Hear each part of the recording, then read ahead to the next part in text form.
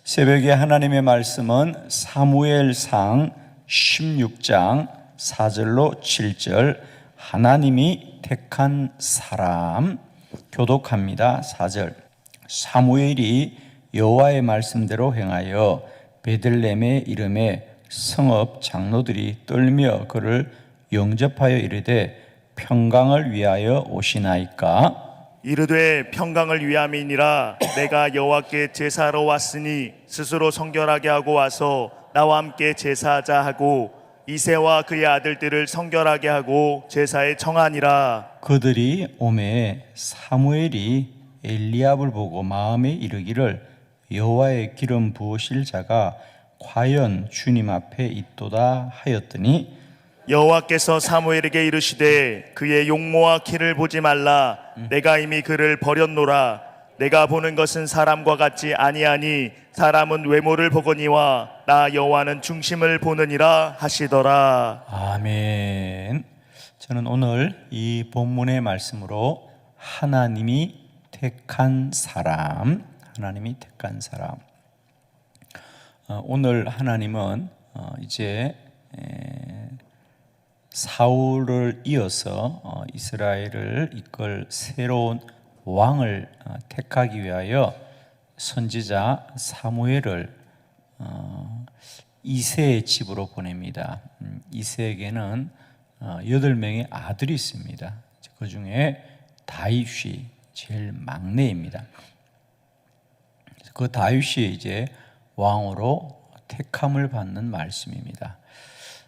선지자 사무엘이 집에 갔을 때 다윗은 그곳에 없었습니다. 형들이 다 집에서 선지자를 기다리고 있고 다윗은 들판에서 양을 치고 있었습니다.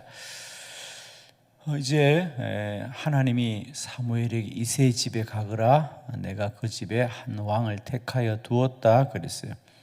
그리고 사무엘이 갔는데 오늘 본문에 보는 대로 첫째 아들 엘리압을 바라볼 때 사무엘이 과연 이 사람이겠구나. 아무래도 첫째가 가장 체격도 컸을 것이고 또 사무엘이 보기에 준수했었습니다. 그래서 사무엘이 생각기로는 엘리압이 하나님이 택한 사람이겠구나 생각했습니다. 그런데 그때 하나님이 아니다. 나 여호와는 사람을 외모로 또 용모로 키로 그렇게 보지 않는다.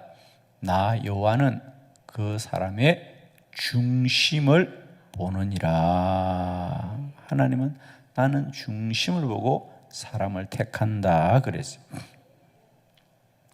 저는 세상에 우리의 가장 큰 복이 있다면 그것은 하나님이 택함하는 그런 귀한 사람이 되는 것이다. 하나님은 시대마다 하나님의 사람을 택하여 쓰시는 사람입니다. 여러분. 날마다 때마다 우리가 살아가는 삶의 여정 속에 우리 모두의 삶이 가장 복된 건 뭐죠? 하나님의 마음에 합한 자가 되고 하나님이 택한 자가 되는 것인 줄 믿습니다. 어느 시대나 하나님이 함께했지만 하나님은 모든 사람을 통하여 일하지는 않고 그 시대마다 하나님이 택한 자를 통하여 일하셨습니다.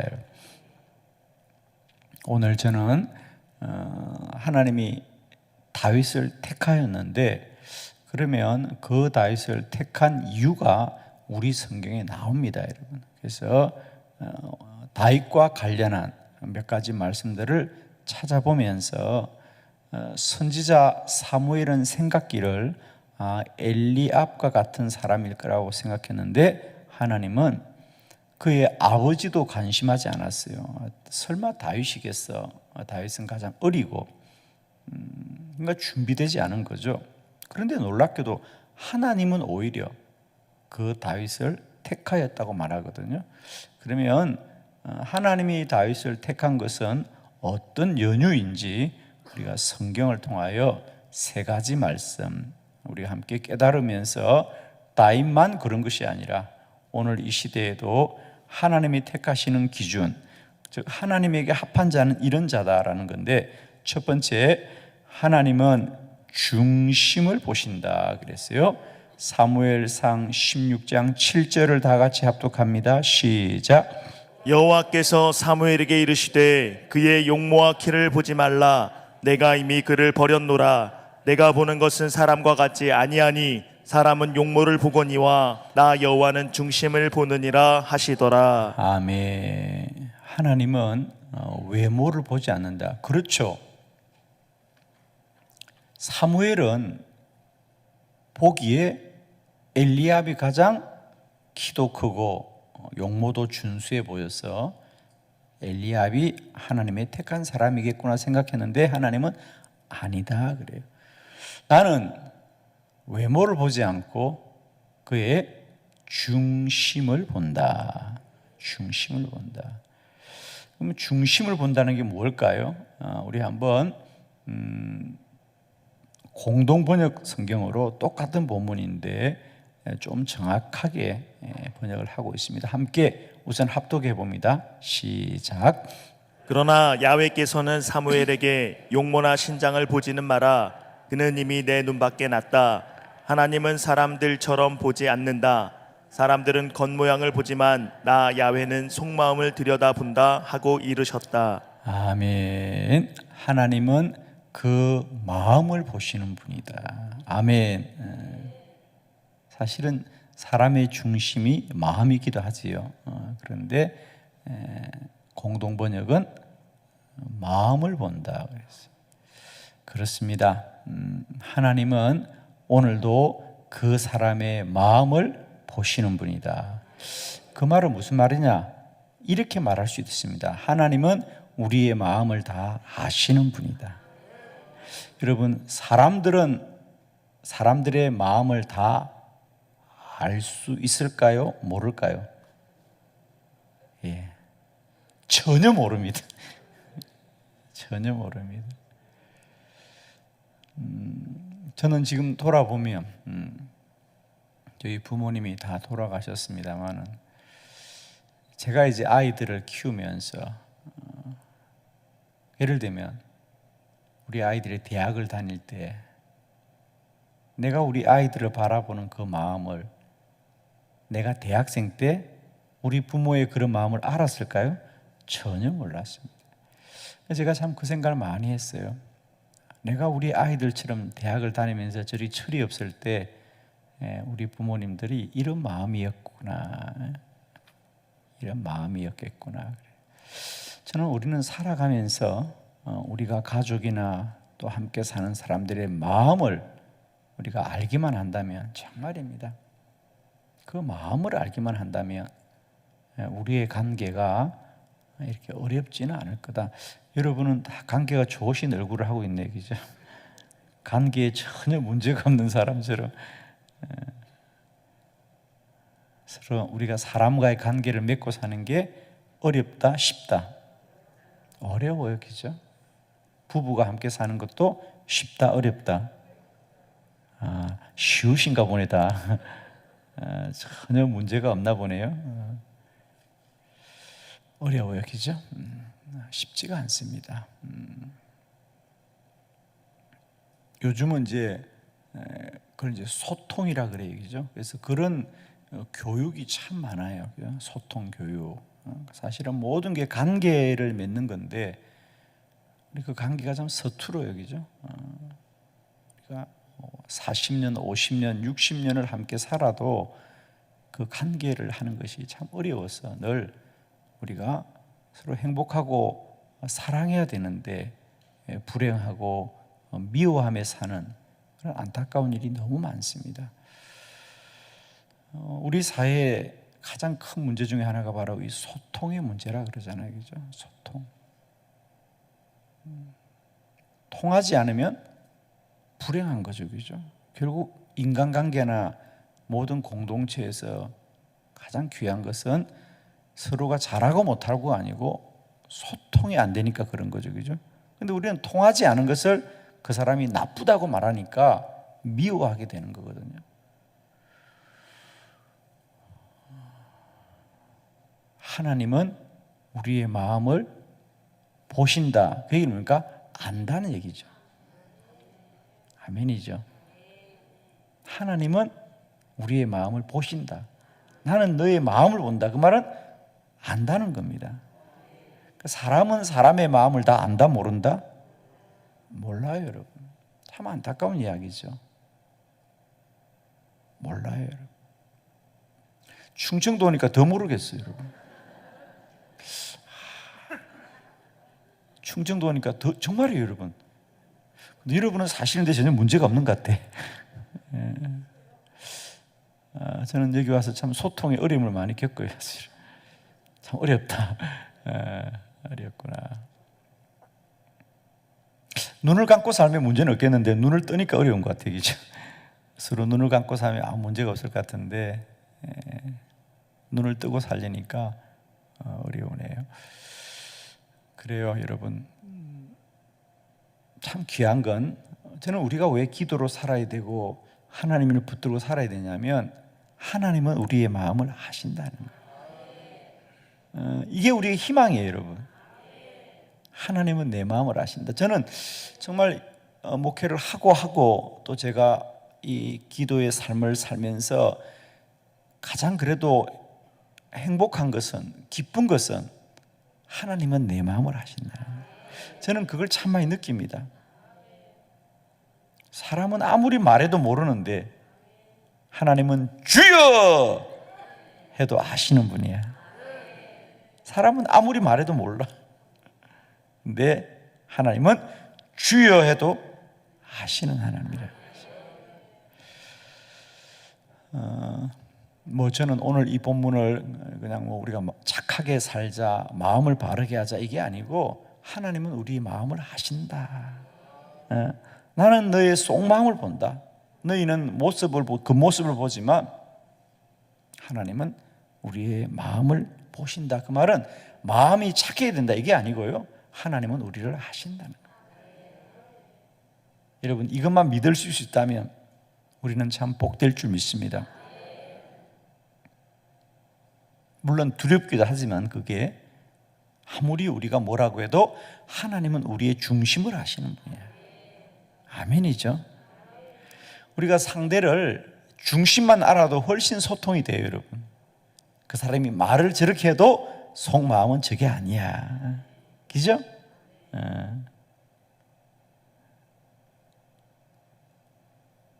저 사람이 말은 저래도 그 마음의 중심은 그게 아니야. 그러면 문제가 없어요. 그죠?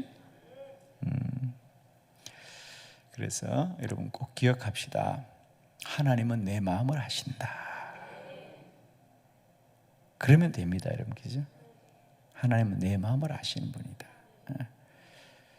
두 번째, 하나님은 왜 다윗을 택하셨느냐? 다윗은 어떤 사람이냐? 하나님이 함께하는 사람이더라고요. 사무엘상 16장 18절입니다. 함께 합독합시다. 시작. 소년 중 한 사람이 대답하여 이르되 내가 베들레헴 사람 이새의 아들을 본즉 수금을 탈 줄 알고 용기와 무용과 구변에 있는 준수한 자라 여호와께서 그와 함께 계시더이다 하더라. 아멘. 이제 이어서 다윗이 어떻게 이제 사울의 궁전에 가게 되는가를 설명하면서 사울 왕이 어느 날 잠을 자지 못하고 괴로워하는 겁니다. 그래서 수금 타는 자이죠. 누가 좀 악기 연주를 하면 왕이 편안하게 좀 잠을 잘 수 있겠다. 그래서 어디 좀 수금을 잘 타는 자를 찾아보아라 그럽니다. 그러자 이제 신하 중에 한 사람이 어떤 소녀의 말을 듣는 거예요. 그 얘기입니다. 그러면서 어떤 아마 궁전의 어떤 일하는 사람이겠죠. 한 소년이 말하기를 베들레헴 사람 이새의 아들 베들레헴, 다윗의 고향이 베들레헴이죠, 그죠? 그래서 예수님도 다윗의 고을에서 태어났다 그렇게 말하지 않습니까? 베들레헴 사람 이새의 아들 중에 수금도 탈 줄 알고 용기와 무용과 구변이 준수하고 더 중요한 건 마지막 그는 여호와께서 그와 함께 계시더이다. 할렐루야. 그러니까 자기가 볼 때 그 사람은 하나님이 함께하는 사람입니다. 야, 참. 하나님이 함께하는 사람입니다.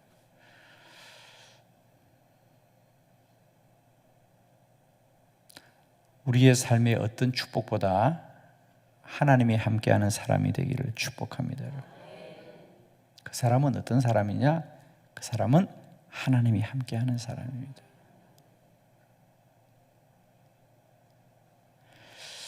이제 결국 우리를 누가 소개할 때이죠. 저도 늘 사람을 만나고 또 사람을 소개받고 또 사람을 소개하는 일을 제일 많이 하죠. 제가 사실은 관계를 맺는 일이니까 우리 목회라는 게.